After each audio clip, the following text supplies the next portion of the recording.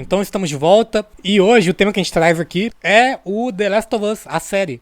Então, esse domingo, a gente não sabe que dia que esse vídeo aqui vai pro ar, mas esse domingo vai sair o último episódio dessa série. E aí, sei lá, vamos ver o que que dá, né, qual que é a repercussão desse vídeo aqui que a gente vai lançar, ver se os inscritos vão gostar, né, prof, de vídeos assim, né, que a gente traz elementos da cultura pop, ao invés de só Sim. biologia e treta e política. Então, prof, você tá ligado nessa série? Cara, eu não tô ligado na série, eu não tô ligado no jogo, eu não sei que porra é essa, cara, pra falar a verdade. Então, The Last of Us é uma série, é uma adaptação de um jogo. Eu gosto dessas Aham, coisas de cultura pop, essas paradas assim. E aham. tem alguns elementos bem interessantes que, né, dá pra usar o meu diploma, né? Porque é uma série que tem alguns assuntos que tem a ver com biologia. Porque, né, aí caso você não saiba, o The Last of Us é uma série de ficção, né? Tem um elemento ficcional que são os zumbis, uma série de apocalipse zumbi. E Uhum. no caso, diferente de algumas outras séries, né? Cada série tem o seu negócio diferentão, né? Tipo, o Walking Dead, todo mundo tem uma doença, um vírus, né? E depois que a pessoa morre, o vírus toma conta da pessoa. No caso do The Last of Us, a infecção, né, que causa o apocalipse zumbi é um fungo. É um Então, fungo? então é aquele fungo famosinho, o Cordyceps, que infecta insetos Ah, e transforma eles em zumbis, sabe? Então, aham. Então já foram diferentes, né? Pegaram um pouco é. de divergência aí dos vírus, né? Cada série tem um seu negócio aí, né, pra explicar a etiologia do apocalipse. Eles brincam com esses conceitos e aí essa série ela brinca com alguns conceitos biológicos que a gente pode utilizar, né, esse tema aqui pra explicar algumas coisas sobre fungos pra quem interessar. Então, o tema do vídeo é esse: biólogo reage a The Last of Us. Vamos ver. Vamos ver então. Então, né, até pra não te dar spoilers, caso você esteja interessado em começar a ver a série, essa cena aqui é do episódio 1, a cena inicial. Esse é o seu maior medo? Qualquer tipo de vírus, mas principalmente os que são mais próximos do influenza. Pela transmissão pelo ar? Isso, pelo ar. Tosse. Não, desculpa, eu quis dizer pessoas em aviões. Foi algo que o senhor descreveu no livro. Então, a gente já lidou, né, com uma doença que tem transmissão pelo ar e realmente a gente sabe o quanto que é perigoso, né? Vírus que se transmitem pelo ar. A menção que eles fazem é de um vírus, né? No começo. No começo de um vírus. Mas aí aquela típica cena de talk show com dois cientistas Aham. debatendo sobre algum assunto, né? Toda aquela estética. Interessante. Aham. Chamamos dois cientistas aqui e eles são super sensacionalistas também. Ah, Sim, e aí os dois cientistas vão falar sobre quais são as doenças que mais preocupam eles. entendi. Sim, um novo vírus de Madagascar, por exemplo, chega a Chicago em questão de semanas. Nisso temos uma pandemia mundial. Pan significa tudo. O mundo todo ficaria doente de uma vez. E, Dr. Newman, o senhor também é epidemiologista. Imagino que a chance de uma pandemia viral também tire o seu sono. Não, Não? não, Tá bom, acabou a entrevista.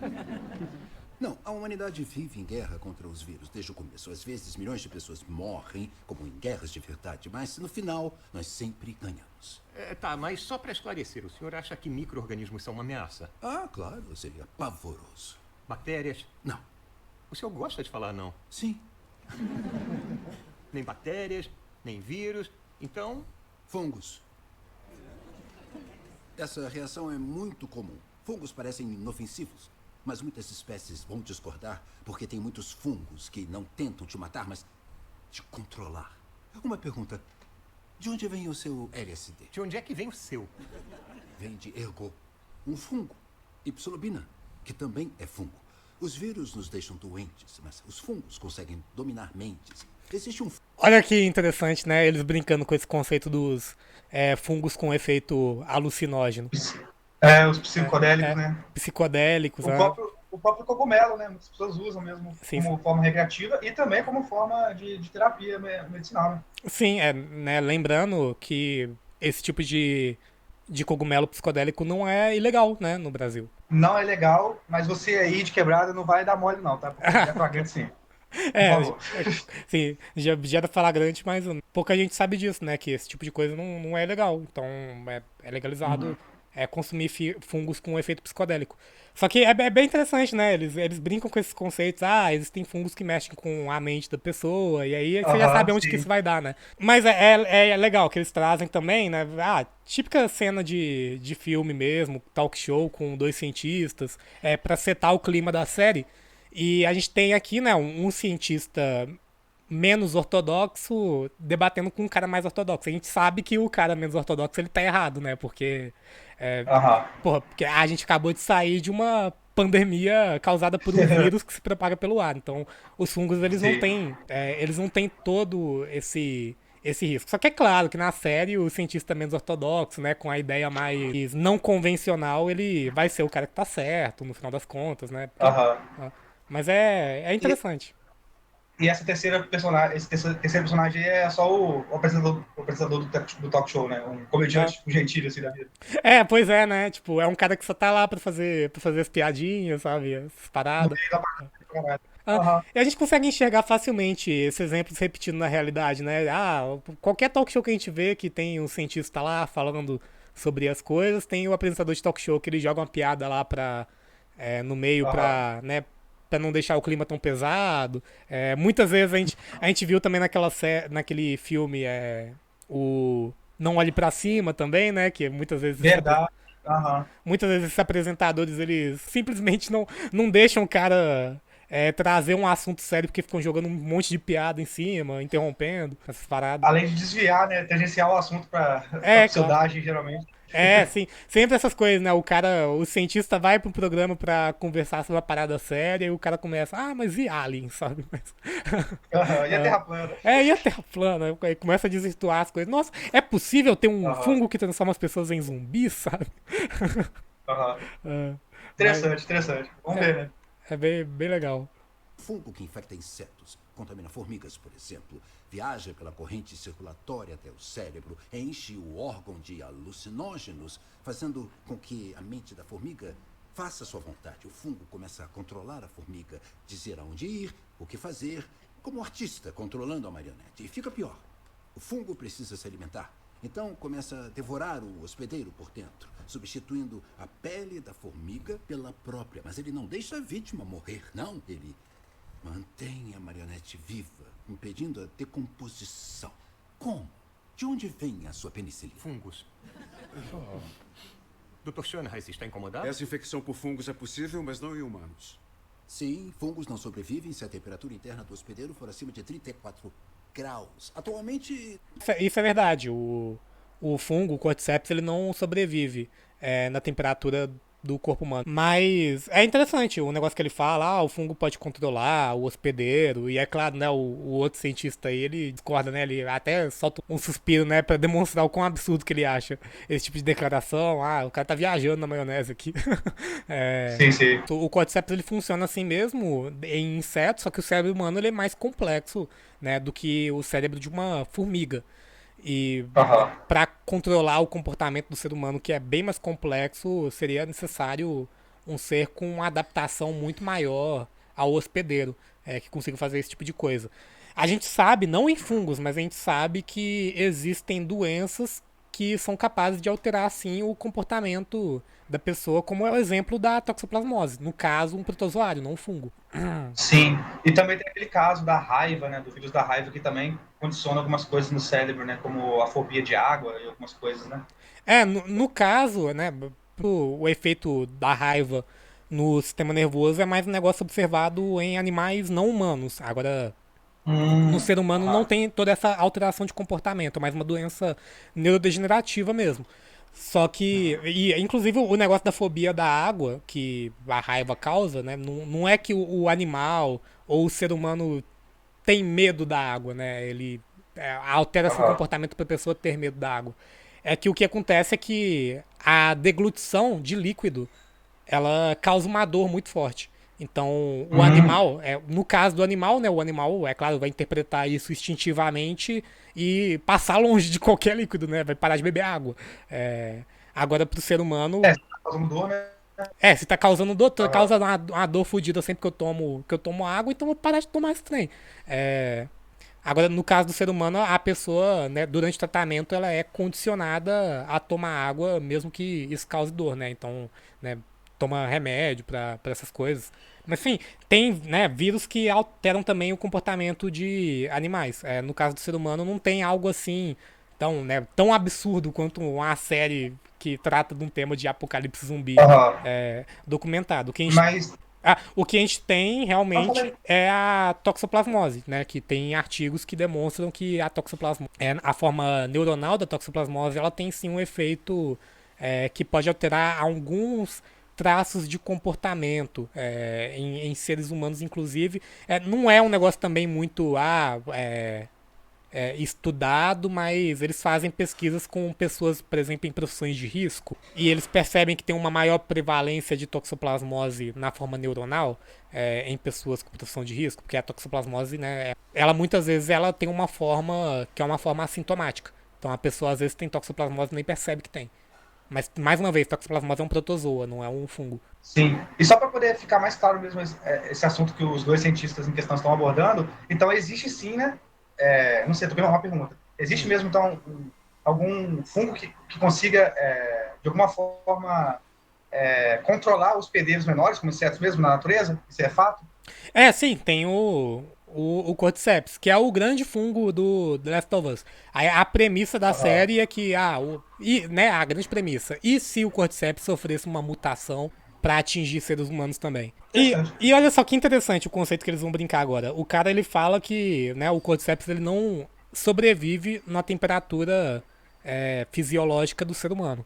Né? Ele só sobrevive Sim. dentro do inseto e a gente sabe que insetos são considerados animais de sangue frio. Sobrevivem se a temperatura interna do hospedeiro for acima de 34 graus. Atualmente, não há motivo para os fungos evoluírem e suportarem temperaturas mais altas, mas e se mudasse? E se, por acaso, o mundo ficasse um pouco mais quente? Isso é um motivo para evoluir. Se um gene evolui e um Ascomycetua, Cândida, o Ergot, Cordyceps, Aspergillus, qualquer um pode adquirir a capacidade de penetrar no nosso cérebro e assumir o controle não de milhões de nós, mas de bilhões de nós. Bilhões de marionetes, mentes envenenadas, transfixados em um único objetivo comum: espalhar a infecção para todos os humanos que estiverem vivos da maneira que for necessária. E não existe tratamento, nem preventivo, não há cura, não existe, não é possível nem desenvolver. E se acontecer, Nós perdemos. É isso, olha só que legal, tipo, os caras estão brincando também com o conceito de mudança climática, né? Caraca, que interessante. Então, tem uma questão da pressão seletiva do ambiente mesmo, forçando ali, né, as mudanças, então, dos organismos. Sim, é o que ele diz, né? E se o planeta começasse a ficar ligeiramente mais quente? Aí teria uma pressão Aham. evolutiva pro Cordyceps ele Sim. se adaptar a temperaturas, né, menos ideais para ele, né? Temperaturas mais Mas eles, altas. ele, mas eles tratam isso como um fenômeno causado pelo ser humano, intensificado pelo ser humano também? Ou uma crítica só meramente climática? Então, até agora, o que eu vi, né, eles não pontuam muito esse negócio de a mudança climática ela é causada pelo ser humano.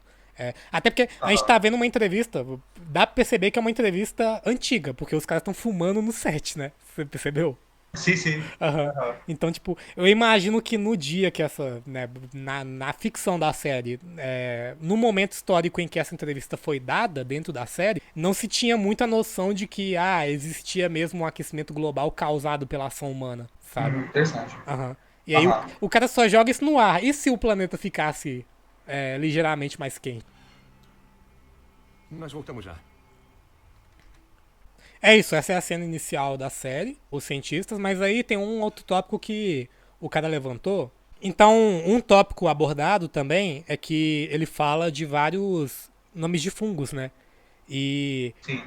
realmente, em 2022, a Organização Mundial da Saúde, né, ela soltou uma lista com 19 fungos que são considerados ameaças para a saúde pública. Olha só. Dentre eles, alguns fungos que ele citou, né? É claro, o Cordyceps não, né, porque o Cordyceps só afeta insetos. Dentre esses fungos estão alguns que ele citou, né? Como Cândida, Aspergillus. E também ele cita que não há cura, né, para esse tipo de infecção. Não existe, realmente, é verdade, não existe vacina para fungos, sabe, para micoses, até hoje. Aham. Mas existe algum remédio, algum fármaco para isso? É claro, existem os antifúngicos. Agora, vacina é um negócio interessante de você pensar, porque existem vacinas para vírus, por exemplo. Existem vacinas para bactérias. Mas não existe vacina para fungo. Olha só. Até os dias de hoje, até hoje, 2023. O que existe, né? Tem alguns cientistas que estão se esforçando aí para desenvolver algumas formas de vacina, por exemplo, para Cândida, porque Cândida realmente é um grande problema de saúde pública. Mas não existe nenhuma vacina aprovada e utilizada em qualquer país para combater micoses. E aí a série ela brinca também com esse conceito, né? Porque a gente não tem realmente nenhuma forma de vacina contra esse tipo de doença. Tem inclusive esse artigo aqui que eles discutem o quão longe a gente tá de criar uma vacina para doenças fúngicas que atingem seres humanos, né? E alguns dos motivos que eles dão do porquê que não existem vacinas para esse tipo de infecção, né? Porque é um negócio que leva a gente a se perguntar, né? Por que não existe vacina para fungo? Primeiro, porque o fungo ele utiliza um mecanismo de infecção nos seres humanos diferente do que os vírus e bactérias utilizam. Não é um negócio que a gente consegue combater focando a nossa imunização em utilizar da resposta imune do hospedeiro baseada em anticorpos, né? Porque os fungos, eles geralmente, né, essas micoses, elas não baseiam seu mecanismo de infecção em anticorpos específicos, sem falar que esse tipo de doença são doenças, por exemplo, Cândida. Né, a Cândida é um fungo que existe no ser humano como um fungo simbionte, né? É um fungo principalmente da vagina interagindo de forma simbionte mesmo, com o hospedeiro. Não é uma doença ter Cândida. Agora, a Cândida ela começa a causar um efeito danoso quando a pessoa está com o sistema imune comprometido. E aí, porra, como é que a gente vai desenvolver uma vacina para interagir com o sistema imune de uma pessoa, sendo que o sistema imune está comprometido também, sabe? Porque a base da vacina é essa, o sistema imune da pessoa vai combater a doença. A gente imuniza a pessoa dando, né, pro sistema imune da pessoa as ferramentas para combater uma possível infecção. Então é impossível mesmo. Não é impossível, né? A gente tem que... Esse artigo até ele diz no final, né, que o desenvolvimento de vacinas contra fungos, ele tá um pouco distante realmente da nossa realidade. Só que a gente tem que começar a olhar para outras vias terapêuticas para conseguir desenvolver algo assim, né? Não focar só na interação entre anticorpos específicos. Outro motivo também, que é bom a gente citar, é que não há incentivo financeiro para desenvolver esse tipo de coisa, né? O nosso velho motivo, capitalismo. São doenças que atingem pessoas com sistema imune comprometido, não representam uma grande parte da população. Não há lucro em querer desenvolver um medicamento como esse para ser vendido para poucas pessoas, né, para salvar poucas vidas, porque o capitalismo tem dessas coisas mesmo, né? Não são realizados investimentos em coisas que possam realmente nos ajudar como humanidade, mas sim em coisas que dão dinheiro. Então, prof, só para dar um último spoiler para você sobre a série, tem também essa cena aqui, tô tentando pegar todas as cenas da série que tratam desse assunto de fungos e tal, né? Só pra gastar um pouco desse diploma aqui, que ele não serve pra muita coisa, não. Então, tem essa cena aqui também. Aí ela tá em inglês, porque eu não achei dublado.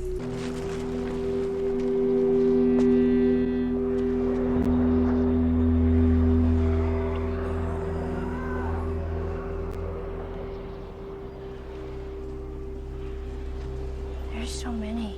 The last time we were here, they were still deep inside the buildings. Then I guess enough people came through looking for the QZ. We went inside seeking shelter. And that's how they get more and more of the city, bit by bit, year after year.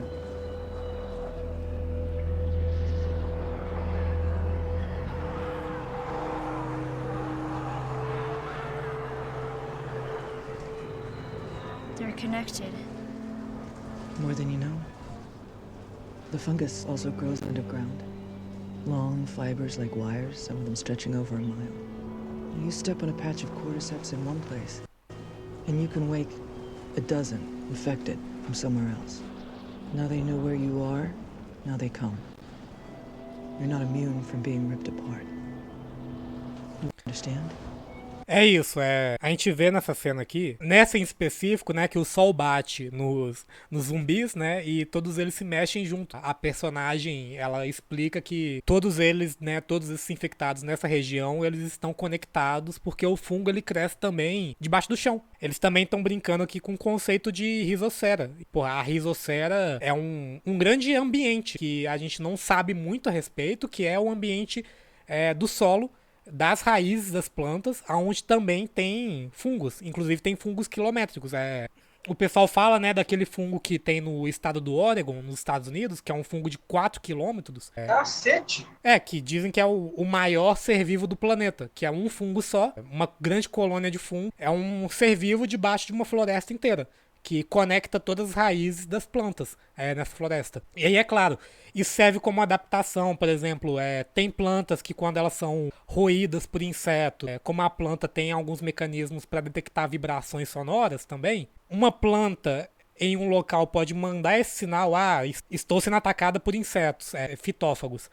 E aí a outra planta, a vários quilômetros de distância, também vai detectar, tem uma planta lá sendo atacada por insetos, então vou começar a produzir toxina contra os insetos que daqui a pouco eles chegam aqui, sabe? Caralho, velho, que interessante. São coisas muito interessantes, né? E a série, ela brinca também com esse tipo de conceito, de que, os fungos, eles estão conectados porque o fungo, né, ele solta filamentos debaixo do chão. São as famosas hifas, né? Filamento de fungo crescendo debaixo do chão também, que conecta todos esses, no caso da série, infectados. Alguns fungos, eles têm essa capacidade mesmo. Inclusive, tem um fungo que o nome dele é Fusarium polycephalium, que esse fungo, ele é um fungo considerado unicelular, porque ele produz hifas não septadas. Além de produzir hifas não septadas, que são hifas que não têm divisão de uma célula para outra, são hifas com núcleo móvel, então é como se ele fosse um sincício, né, uma junção de várias células que formam uma célula só.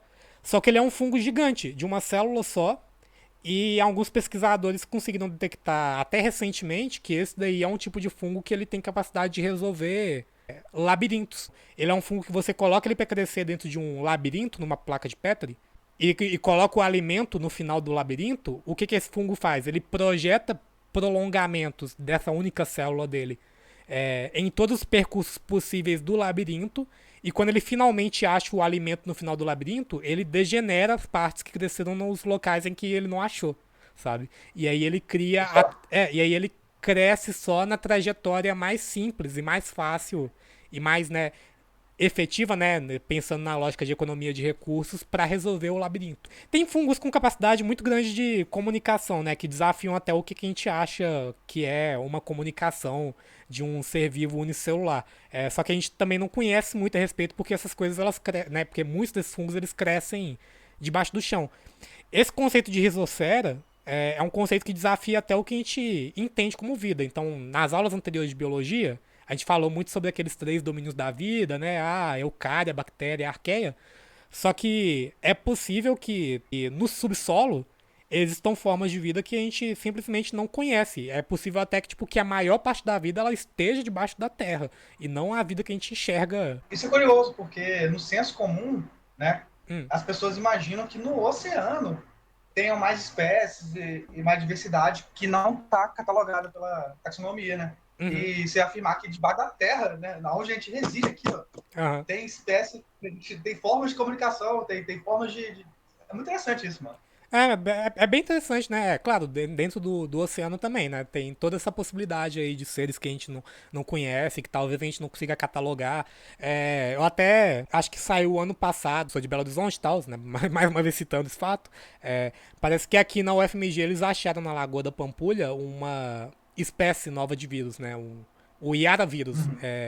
Que ele é um vírus que o genoma dele não é um negócio sem precedentes, que não estava catalogado em mais nenhum tipo de organismo, sabe? Eles descobriram um vírus de genoma quase que completamente novo, sabe? A gente não sabe quem que é parente desse trem, sabe? Caralho, um vírus que causaria uma revolução na análise filogenética da evolução dele? Acharam um vírus que não dá, pra relacionar ele com nada que a gente conhece de vírus. O bicho tem um genoma completamente original, sabe? Já, né? Interessante. Levando em consideração o que a gente sabe até hoje sobre esses organismos. Então, Tipo, tem muito a ser explorado aí. Tipo, a gente dá aqueles 3 domínios da vida, arqueia, bactéria, eucária, mas é possível que tenha muita coisa aí que a gente não conhece mesmo. E esse tipo de Sim. fungo, esse tipo de animal que a gente acha, ele muitas vezes desafia o que a gente considera como um organismo unicelular. Então, organismo unicelular, sei lá, é simples, tem tais características, mas aí tá aí um organismo unicelular capaz de resolver até quebra-cabeças, sabe? Interessante. Mas eu acho que é isso. Acho que é isso que a gente tinha pra falar. Vamos ver se o pessoal gosta quando a gente traz esses assuntos de cultura pop também.